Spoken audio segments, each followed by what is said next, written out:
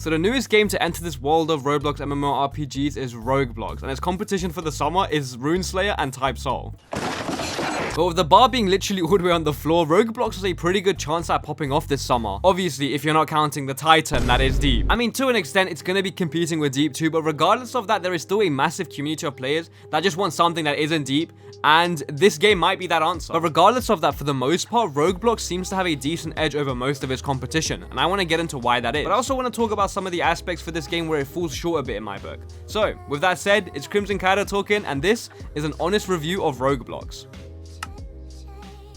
So to me, this game seems like, and also feels like, a spiritual successor to Rogue Lineage. Made by Monad Studios, yes, the same guys behind Deepwoken, Rogue Lineage was a super successful project. And when Monad eventually moved on to go and make Deepwoken, leaving Rogue Lineage to collect dust, most of the Rogue enjoyers just stopped playing their game. And understandably so, since for the most part, Rogue Lineage just stopped updating. And that's exactly where RogueBlox comes in. It seems like they're trying to recapture that original Rogue community on Roblox. And you can really feel that heavy inspiration from Rogue with the progression, classes, and combat. And from what I've seen, most people are using that as a criticism, which really makes no sense to me. To me, it looks like the devs just took what they liked about Rogue Lineage and the good aspects of Rogue and built upon it and added onto it. Just like how you would expect a second game or a successor to do so. Which is why I call it the spiritual successor to Rogue Lineage. Though, to be fair, I never really fully played Rogue, so do take that with a grain of salt, but from what I know, it's pretty accurate. Okay, but moving on to the actual gameplay, it being a roguelike means that it has a perma-death system pretty well baked into the core aspect of the gameplay. Yes, I know, how original, perma-death in the big 2025. Honestly, you really can't run away from it. You gotta have the perma-death in every game.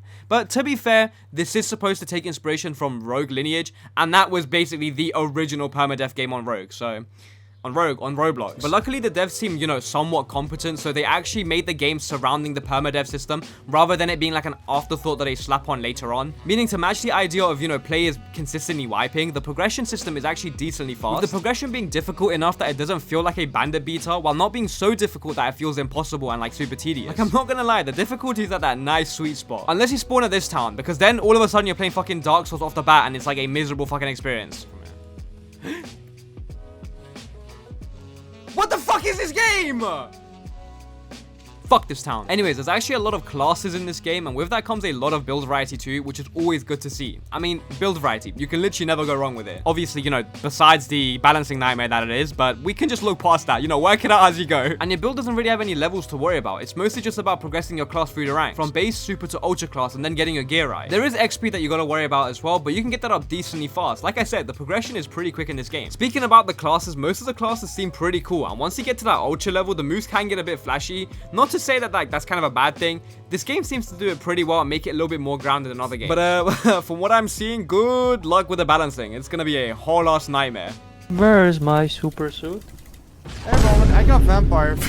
I don't care. Besides from gear and class, you can also find equipments like relics that can change up, buff, and add onto your build in several different ways, which is really cool because it adds an entire another level to build creation. And honestly, I really love this system. It is very refreshing and genuinely feels unique. For example, I got this one relic in my early game progression called a slime in a bottle, and all it does is make it so I do 25% more pen upon landing my crit. It's so simple. It has a cool effect. It's on my hip. It's like on my hip. It's just a really cool thing, and there's so many other relics just like it that do so many other cool things, and I can already see like the insane amount of combinations and like synergies you can find with this. There are just a lot of possibilities with this. By this, I obviously mean the entire like relic system as a whole. You can also get enchants in your gear too, and they essentially work the same as they do in Deepwoken. I mean, it's a cool system. There's no real like big complaints there. Maybe besides it being kind of lazy that they just, you know, copy the system one to one. I do wish that they did something more with the enchant system or do something different with it for a change.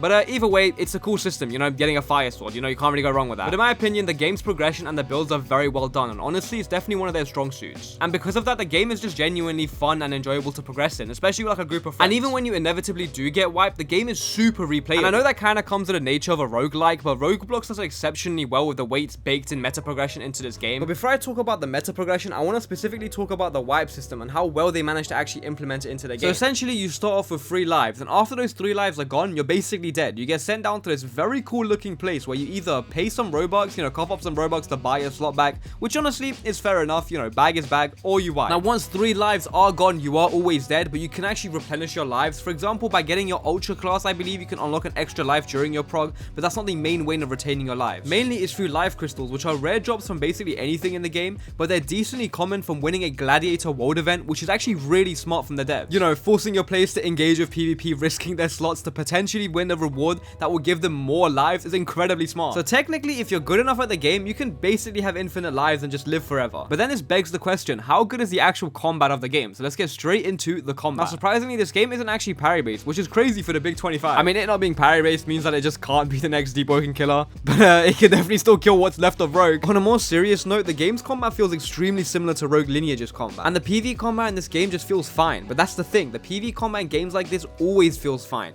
It's the PvP combat that reveals the true colors of how clean a game's combat really is. And honestly, the PvP is pretty interesting. I mean, I'd be lying if I said I loved it, but it definitely isn't bad. I mean, at least it's better than some of its competition. And it being more like dodge-based and movement-based means that it's a lot more akin to like type source combat rather than like the parry-based deep style. And it also being like mini-stun combat means that there's a decent amount of skill that goes into the fight. Though I gotta say, the mana bar did get some getting used to. It's a cool system to like resource manage, and it also adds more layers to combat. Though I really don't like that I have to keep pressing G to recharge it. I feel like you could achieve basically the same exact thing and have more quality of life if it just like naturally recharged on its own.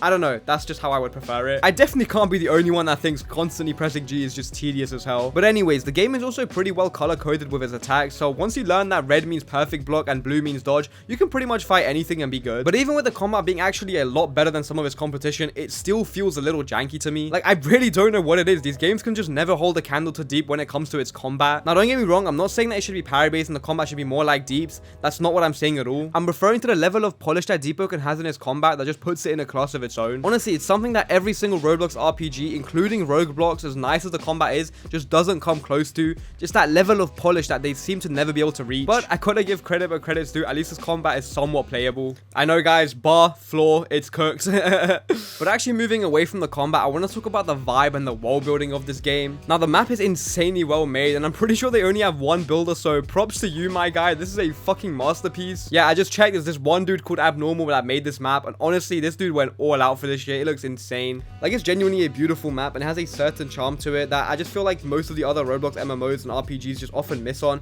and RogueBlox definitely did not miss. They hit the nail right on the head of the map. But again, props to you, Abnormal. The map is very, very nice. And finally, we gotta address the elephant in the room. Well, to be more specific, the Terraria in the room.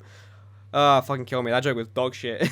If you don't know what I'm talking about and you've played RogueBlox, well, clearly you haven't experienced the peak that is Terraria, because there is a lot of inspiration taken from Terraria and just put into this game, which is an interesting game design choice. Now, don't get me wrong, Terraria is an amazing game, damn near perfect in my book, so it definitely does make sense for the devs to take some of the better ideas from Terraria and implement it into their own game. I mean, hey, this is what Roblox is about. I mean, since its inception, people have been creating their favorite game mechanics in Roblox's shitty engine, so you can never be too mad about that, especially when they're bringing in some of the best mechanics from Terraria. And honestly, there is a lot of mechanics from Terraria in this game. Just to name a few, with stuff like life crystals, mana stars, weapon traits, and a few other game systems. And honestly, the way they blended it all in with the Rogue Lineage ideas and systems, it all comes together pretty well, making the game feel weirdly familiar. And honestly, all of it is cool and all until you come to the soundtrack. Just to paint you the picture, I opened up Rogue Lineage for the first time, and this was the first thing I hear.